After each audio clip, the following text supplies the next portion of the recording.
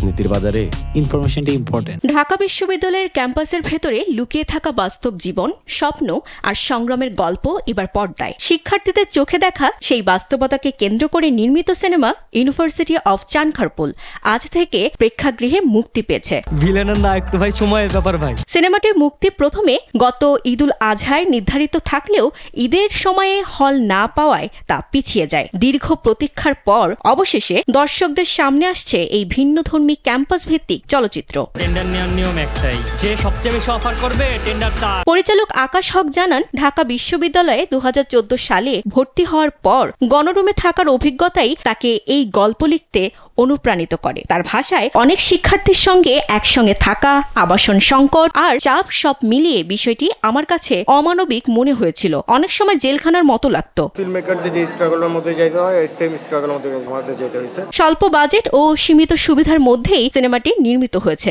বড় কোনো প্রযোজক বা প্রফেশনাল সেটআপ ছাড়াই ক্যাম্পাসের পরিচিত মুখদের নিয়েই চরিত্র নির্বাচন করা হয়। শুটিং হয়েছে একটি ক্যামেরা ও প্রাকৃতিক আলো ব্যবহার করে। পরিচালনার পাশাপাশি সিনেমাটির চিত্রনাট্য, সম্পাদনা, প্রযোজনা ও চিত্রগ্রহণের কাজও করেছেন আকাশ হক। আজ থেকে সিনেমাটি স্টার সিনেপ্লেক্স ও লায়ন সিনেমা হলে দেখা যাবে। নির্বাচনে নেতা হওয়ার জন্য সাবেক ছাত্রনেতা পারলে কবর থেকে উঠে আসবে ভাই। প্রসঙ্গত, গত 16 জানুয়ারি 24তম ঢাকা আন্তর্জাতিক চলচ্চিত্র উৎসবে সিনেমাটির প্রিমিয়ার হয়। সেখানে দর্শকদের কাছে থেকে ভালো সাড়া পাওয়ার পাশাপাশি এটি বাংলাদেশের প্যানোরামা বিভাগে সেরা সিনেমার পুরস্কার অর্জন করে। এরপর টিএসসিতে আয়োজিত আমার ভাষা চলচ্চিত্র উৎসবেও প্রদর্শিত হয়ে হীরালাল সেন পুরস্কার লাভ করে। ছোটবেলার থেকে দেখতেছি ভাই এই রাজনীতি। বিনোদন ডেস্ক, কালবেলা।